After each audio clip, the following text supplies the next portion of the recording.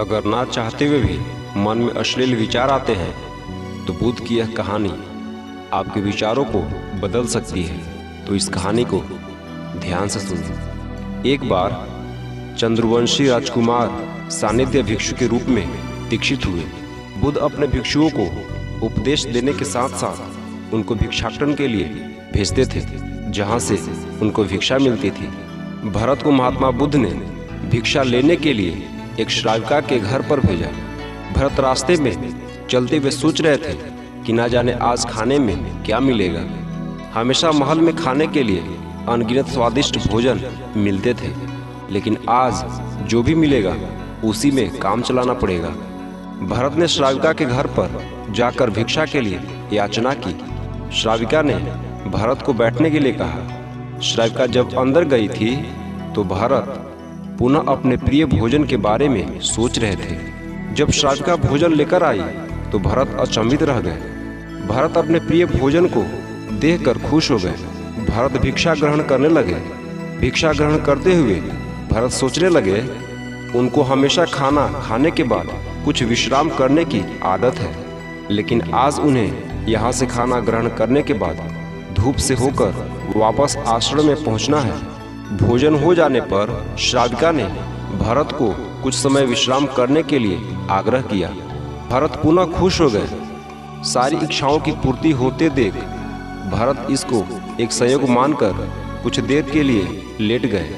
लेटते हुए भरत सोचने लगे कि आज तो सोने को मिल गया, लेकिन मेरे सर पर हमेशा के लिए छत का साया तो मिट गया है। जब भरत सोकर पुनः उठे तो श्राविका ने कहा, आपको जब तक यहाँ पर रहना है आप यहाँ पर रह सकते हैं। जब भरत समझ गए कि ये कोई संयोग नहीं है, श्राविका जरूर मेरा मन पढ़ रही है, भरत खड़े हुए।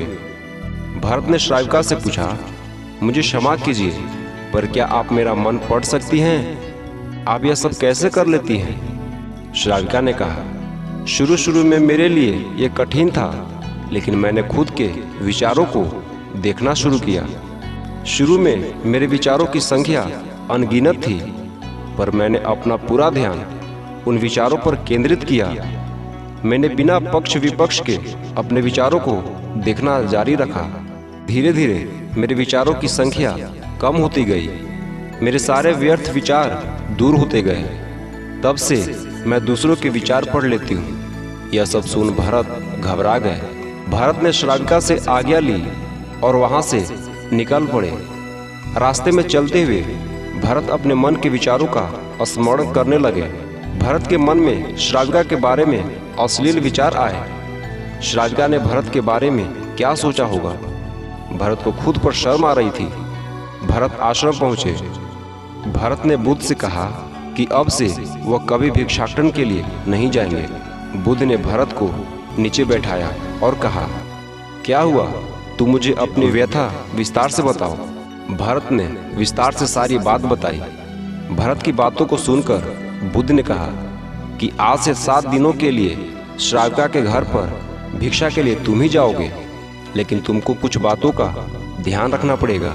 कल तुम जाते हुए अपने चित्त को पूरे होश में रखना। तुम्हारे अंदर कौन से विचार उठ रहे हैं उन पर ध्यान केंद्रित करना। होशपूर्ण और जागरूकता के साथ ध्यान करना कि कौन सी वासना तुम्हारे भीतर उठ रही है। इस सभी का ध्यान करते हुए जाना और फिर मुझसे विचार विमर्श करना। अगले दिन भरत बुद्ध के बताए अनुसार पूरे मार्ग में अपने होश को जागृत करते हुए चल रहा था। भिक्षु आज पूरी तरह से जगा हुआ था। जैसे जैसे श्राविका का घर नजदीक आ रहा था, भरत की घबराहट बढ़ रही थी। भरत ने अपनी घबराहट को एक तरफ करते हुए बुद्ध के विचारों पर ध्यान केंद्रित किया। जब भरत श्राविका के घर पर पहुंचा तो उसके दिमाग में केवल एक सन्नाटा था, जिसके भीतर कोई वासना नहीं, कोई कामना नहीं, ना कुछ अच्छा पाने की इच्छा थी। भिक्षु भरत ने भिक्षा ली, ग्रहण की और वहां से वापस निकल गया। आज भरत रास्ते में नाचते हुए आया। आज उसको जिस आनंद की अनुभूति हुई वह अद्भुत थी। आज से पहले इस आनंद को उसने कभी महसूस नहीं किया। भरत ने आश्रम जाकर बुद्ध को प्रणाम किया। तो दोस्तों, ये कहानी आपको कैसी लगी कमेंट करके हमें ज़रूर बताएं। धन्यवाद।